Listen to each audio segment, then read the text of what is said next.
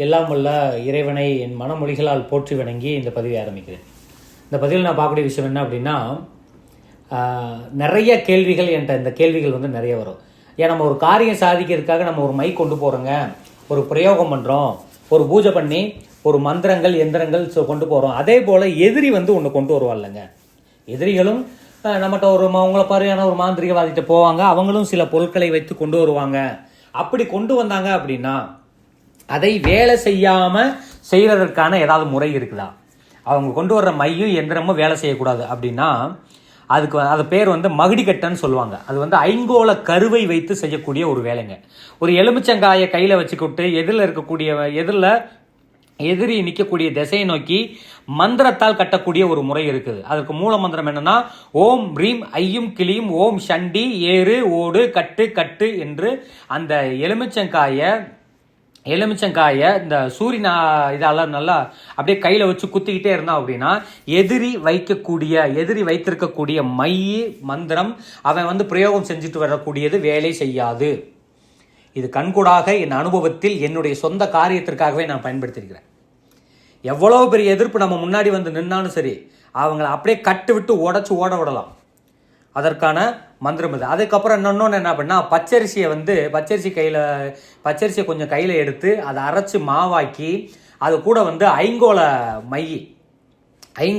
மையை எடுத்து அந்த ஐங்கோல மையை வந்து அதுக்குள்ளே தடவி அது கூட வந்து கழிச்சு காயால் அரிசியை வச்சு அடைச்சி மகிழக்கட்டில் அந்த குழல் இருக்கும், ஒரு குழலை வச்சு அதில் ஊதி அந்த நாடியில் வந்து அந்த நாமத்தை ஏற்றி ஊதுனோம் அப்படின்னா அவன் வந்து எதிரி வந்து இருந்து செய்யக்கூடிய அந்த வேலைகள் வந்து உடைபட்டு போகும்.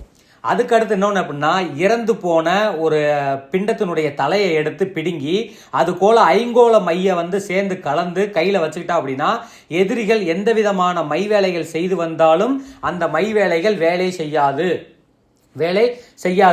இதுக்கடுத்து இன்னொரு முறை இருக்க என்ன அப்படின்னா, அவ்வும் சவ்வும் மவ்வும் சண்டை பிரண்டி என்று 39 முறை சொல்ல வேண்டும். ஒரு பிரச்சனை வருது, உங்களை நோக்கி வந்துகிட்டு இருக்குது அப்படின்னா இந்த 3 பிரணவத்தை ஐயும் சவ்வும் மவ்வும் சண்டை பிரண்டி அப்படிங்கிறத ஒரு 39 தரம் வந்து நீங்க பிறண்ட நரம்பை எடுத்து நீங்க முடிச்சிங்க அப்படின்னா உங்கள் எதிரி இருக்கக்கூடிய எதிரி. ஆனால் இது மெயின் என்ன அப்படின்னா, இந்த தலைச்சம்பிள்ளை மை என்பது இதுக்கு ரொம்ப ரொம்ப முக்கியம். அல்லது ஐங்கோல மையாவது இருக்கணும்.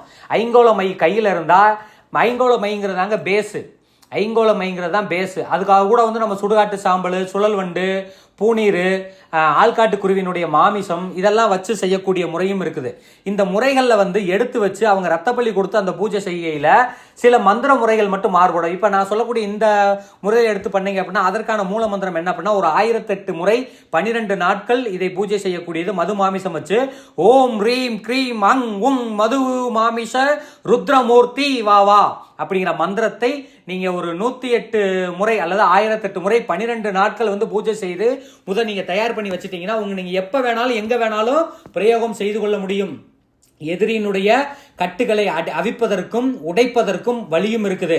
அவங்க ஒரு மை மந்திரிகம் எடுத்து வந்து வர்றாங்க அப்படின்னா அதை வெறும் மந்திர உச்சரிப்பினாலேயே உங்களால உடைச்சு எறிய முடியும். அவங்களுக்கே அதை திருப்பி அவன் கையில வச்சிருக்க பொருள் சூடேற ஆரம்பிச்சிடும். அவன் அடுத்த செகண்டே அந்த பொருள் எல்லாம் தூக்கி எரிய ஆரம்பிச்சிடும். உடல் நடுங்க ஆரம்பிக்கும்.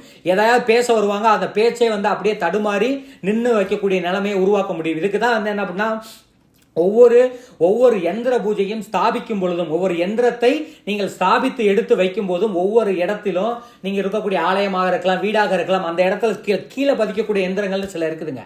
அந்த எந்திரத்தை வைத்து நீங்க பண்ணீங்க அப்படின்னா நீங்க மந்திரம் சொல்ல இல்ல அந்த இடத்துல உள்ள அதிர்வுகள் எல்லாம் அவங்க நின்றுகிட்டு இருந்தாங்க, அவங்க உட்கார்ந்து இருந்தாங்க, அவங்க இதெல்லாம் பண்ணிக்கிட்டு இருந்தாங்கன்னா அதெல்லாம் வெப்பமாக ஆரம்பிக்கும். அவங்க அந்த இடத்தை விட்டு ஓடக்கூடிய தன்மையை அது உண்டு பண்ணும். இது வந்து முழுக்க 2 பொருளால் மட்டும்தான் சாத்தியம். ஒன்று ஐங்கோல மை அல்லது தலைச்சம்பிள்ளை கருவில் எடுக்கக்கூடிய 2வது மை. இந்த மை வந்து 2 இருந்ததுன்னா பிரயோகப்படுத்துறது பிறண்ட தண்டுல பண்ணலாம், விளக்கு மாத்து குச்சியில கூட நம்ம பிரயோகம் வந்து செஞ்சிடலாம். பிரயோகம்ங்கிறது அது செய்யக்கூடிய ஒரு பொருள் மட்டும்தான். உள்ள இருக்கக்கூடிய பவர் அப்படிங்கிறது முழுக்க அது ஆவாகனம் செய்யப்பட்ட அந்த மையாக மட்டும்தான் இருக்கும். நன்றி. மீண்டும் வேறொரு பதிவில் சந்திக்கலாம்.